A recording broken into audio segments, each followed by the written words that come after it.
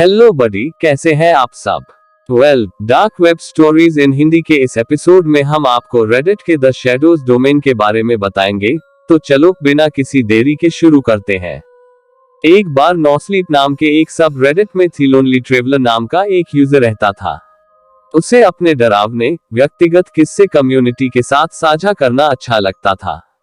लेकिन एक दिन उसने एक ऐसी कहानी पोस्ट की जो अन्य सभी से अलग थी। कहानी द शैडोज डोमेन नामक एक रहस्यमय वेबसाइट के बारे में थी। उसके अनुसार साइट को ठीक आधी रात को ही एक्सेस किया जा सकता था और एक बार प्रवेश करने के बाद आप उसे कभी नहीं छोड़ सकते थे। फ्रंट पेज अशुभ प्रतीकों और अजीब शोर से भरा हुआ था और टैब को बंद करने का प्रयास करने यह आपकी स्क्रीन पर फिर से दिखाई देने लगता था, चाहे आपने कितनी बार कोशिश कर ले। थी लोनली ट्रेवलर की चेतावनी के बावजूद सबरेडिट के कई यूजर्स उत्सुक थे और उन्होंने साइट पर जाने का फैसला किया, लेकिन उनके बारे में फिर कभी नहीं सुना गया।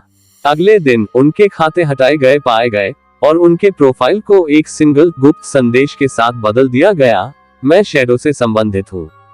सबरेडिट में अफरा तफरी मच गई थी क्योंकि यूजर्स एक एक करके गायब होने लगे। उनके प्रोफाइल उसी संदेश के साथ मिलने लगे। जल्द ही कुछ ही यूजर्स बचे थे जो डर के मारे साइट तक पहुंचने की हिम्मत नहीं कर रहे थे। लेकिन फिर कुछ अजीब भी हुआ। साइट इंटरनेट से गायब हो गई और इसका सारा निशान मिट गया।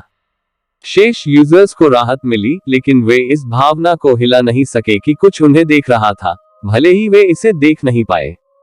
साल बीतते गए और फिर एक दिन एक नया यूजर दिखाई दिया जो द शैडो डोमेन का अकेला सर्वाइवर होने का दावा कर रहा था। उसने चेतावनी दी कि द शैडो डोमेन अभी भी अस्तित्व में है और यह केवल कुछ समय पहले की बात है जब वह अपने अगले पीड़ितों पर दावा करने के लिए वापस लौटा है। उस दिन से सब रेडिट कभी भी पहले जैसा नहीं रहा। कुछ यूजर्स चले गए, अन्य लोग द शैडो डोमेन के बारे में सच्चाई का पता लगाने के लिए रुके रहे। लेकिन अब भी कोई नहीं जानता कि गायब हुए लोगों का वास्तव में क्या हुआ या नोस्लीप के शेष यूजर्स का भविष्य क्या है। तो ये था dark web story in Hindi का आज का एपिसोड। कमेंट में बताएं कि आपको कैसा लगा। मिलते हैं अगले एपिसोड्स में, तब तक bye bye and take care.